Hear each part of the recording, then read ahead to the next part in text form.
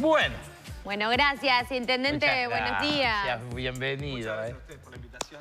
Por favor, Bienvenido. vamos a charlar un ratito. Hay preguntas de la gente, de todo, pero vamos a centrarnos primero para hablar un poco sobre el trabajo de la Intendencia y sobre todo este departamento en el marco de una pandemia, nuevos brotes que surgen de coronavirus. ¿Cómo se está trabajando? ¿Qué se está haciendo?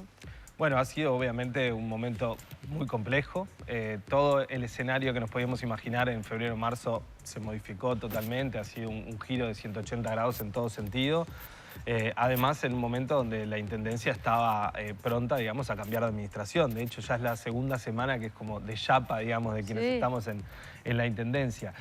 Tuvimos que reacomodar los objetivos, las metas, cambiar de algún modo los lineamientos principales, digamos, de las prioridades hacia la emergencia.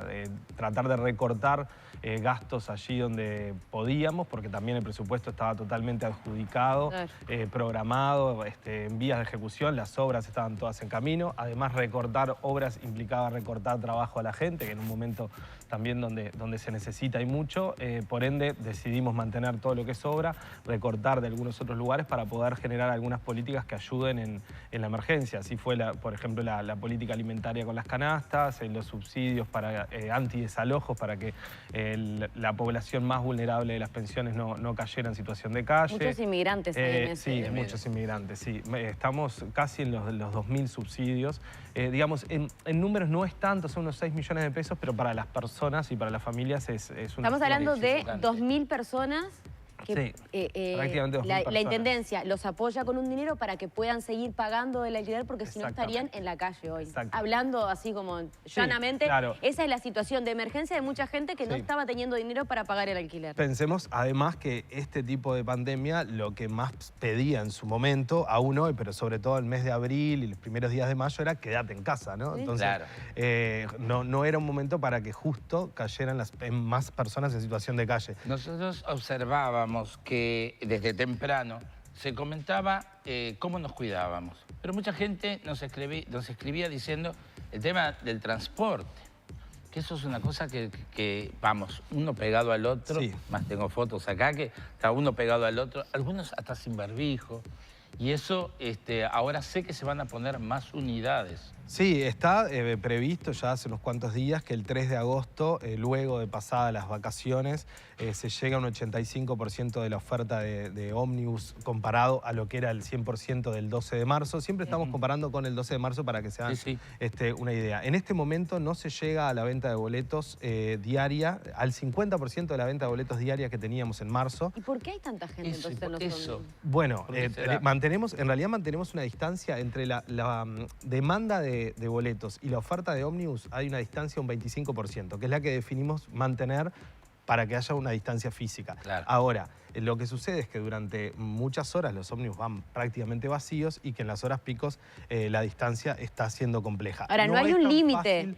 Mover, primero porque hay horarios donde no hay más ómnibus para poner, el sistema tiene los que tiene, hay una gran cantidad de trabajadores en seguro de paro también. Ahí está. Y tener todo el sistema funcionando con el 50% de la demanda de boletos tiene un costo inmenso que era lo que le planteamos al Gobierno Nacional. Alguien lo tiene que pagar. O sea, es una medida de salud pública necesaria, pero si es necesaria hay que pagarla.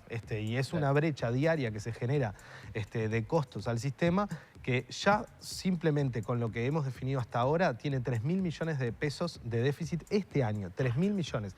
2.000 los está bancando el propio sistema entre bajar a cero la ganancia de las empresas, de las cooperativas, se bajó un 20% de los costos administrativos, se bajó el costo por kilómetro, se ha ido bajando. Es más, ustedes saben las idas y vueltas que hemos tenido con la negociación con los trabajadores, que lamentablemente también han tenido una pérdida salarial de un 6 o un 7%.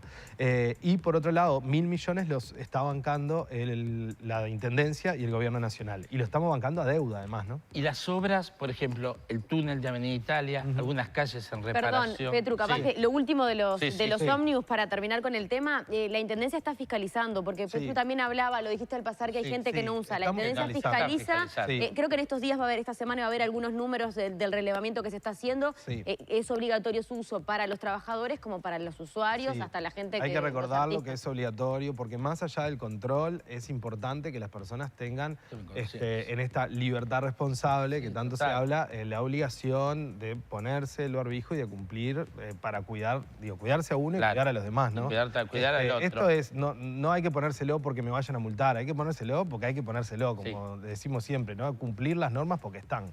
Cristian, volviendo, igual las obras se están cumpliendo, a esto iba. Porque si bien hay menos personal o se está cuidando más al personal por la pandemia, se siguen trabajando, Sí, ¿no? sí, las obras se mantuvieron prácticamente todas. Algunas se hizo, digamos, un pasaje meses para adelante, se tiró para adelante para poder tener un poco de alivio financiero por la situación en la que estamos. Aprovecho a decir, desde enero a hoy, entraron en la Intendencia 2.000 millones de pesos menos comparado con el año pasado, ¿no? Con lo que significa esto financieramente para administrar un presupuesto que ya estaba, como les decía, todo adjudicado. De igual manera, las obras se mantuvieron prácticamente todas, estamos con el calendario bien, obviamente tienen el atraso de los 40 días que estuvo todo detenido, ¿no? Pero sacando esos días, las obras vienen en buen camino. Y con los espacios públicos, ejemplo, el haber abierto 18 de julio para que la gente pudiera circular, el Prado también. Sí, la Rambla. Y la Rambla. Y ciertos boliches empiezan este fin de semana también una fiscalización bastante dura, vamos a poner más inspectores en la noche por el tema nocturno, porque veníamos muy bien, pero en los últimos fines de semana hubo allí algún descalabro innecesario. Es evidente que el sector económico necesita trabajar, eso es obvio. Es clarísimo. Y también las personas y la ciudadanía tienen una demanda de ocio y de recreación evidente, porque está desde el mes de marzo con muchísimas actividades que no ha podido realizar. Claro. Pero bueno, hay que entender que se puede hacer por ahora lo que se puede y hay que aprender a divertirse de otra manera. Claro. También por eso sucede lo del espacio público. Bueno, a eso porque prácticamente es casi la única actividad al aire libre que se puede hacer con cierta seguridad, entonces se llenan los espacios públicos. Por eso es que decidimos abrirlos. Vamos a tener que ir abriendo más seguramente cuando llegue la primavera, ¿no? ¿Cómo viene la inspección de boliches, restaurantes? Que de hecho hay muchos, los primeros que abrieron, recuerdo, aquí muy cerca, en la zona de Jackson, por allí. La Intendencia hizo una fiscalización fuerte, fue a inspeccionar el día antes de que abrieran, cuántas mesas podían tener, qué distancia se controló. Bueno, ¿cómo viene siendo esa inspección? ¿Cuáles son las irregularidades que se han encontrado? Se encuentran irregularidades, eso está claro, también por esto que les decía, la gente necesita trabajar y eso está claro.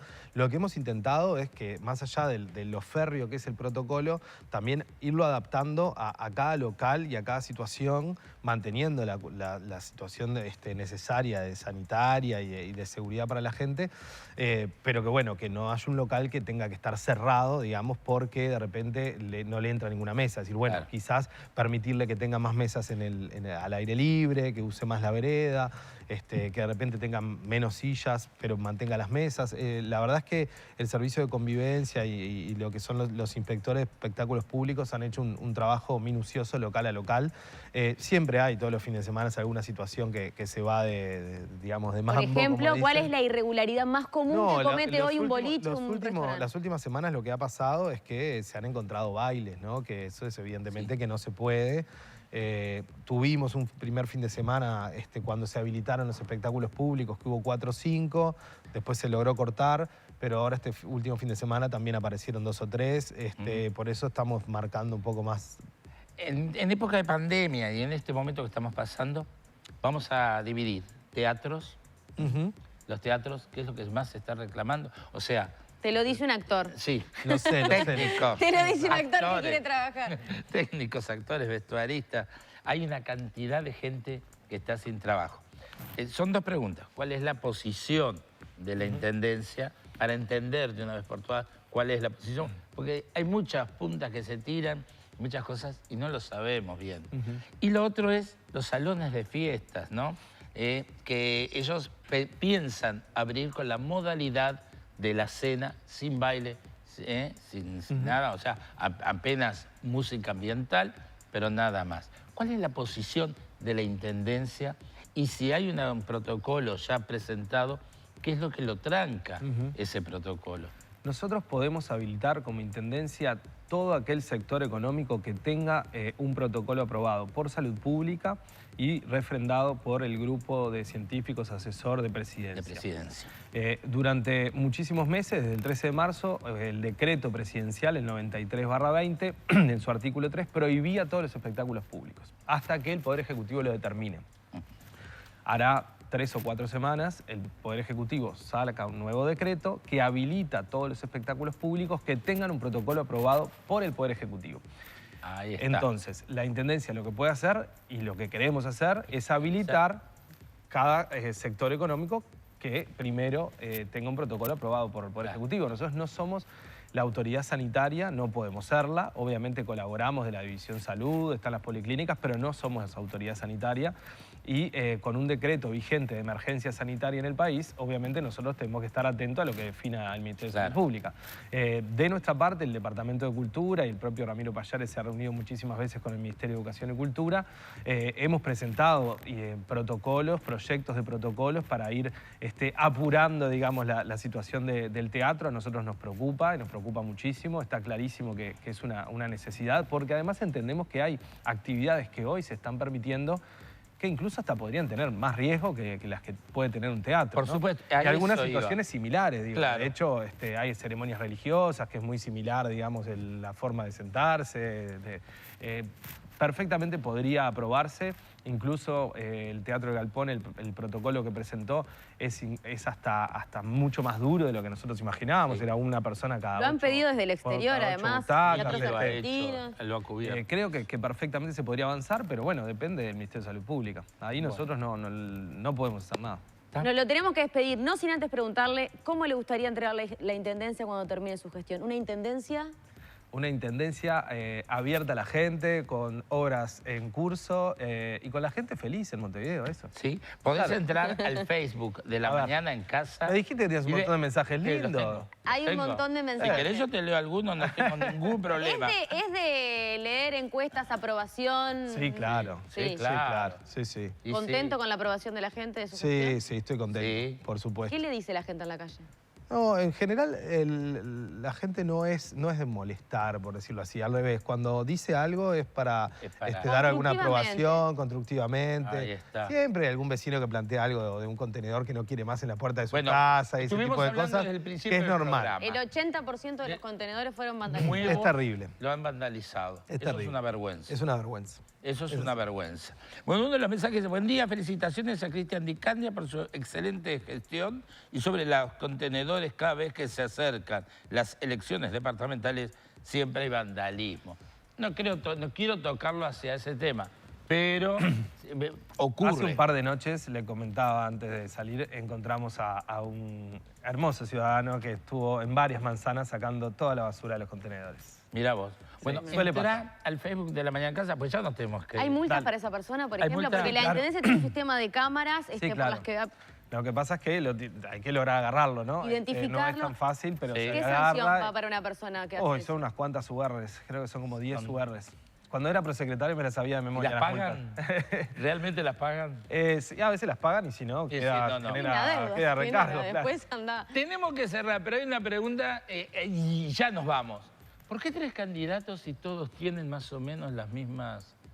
El programa de gobierno es un programa común, siempre, ¿no? Sí. Esto yo lo explico así, para que la gente lo entienda. Sí. El programa es hacia dónde vamos, ¿no? Bien. El plan de gobierno y la persona es la que maneja. Vos tenés 3 o 4 caminos para llegar al mismo lugar. Bien.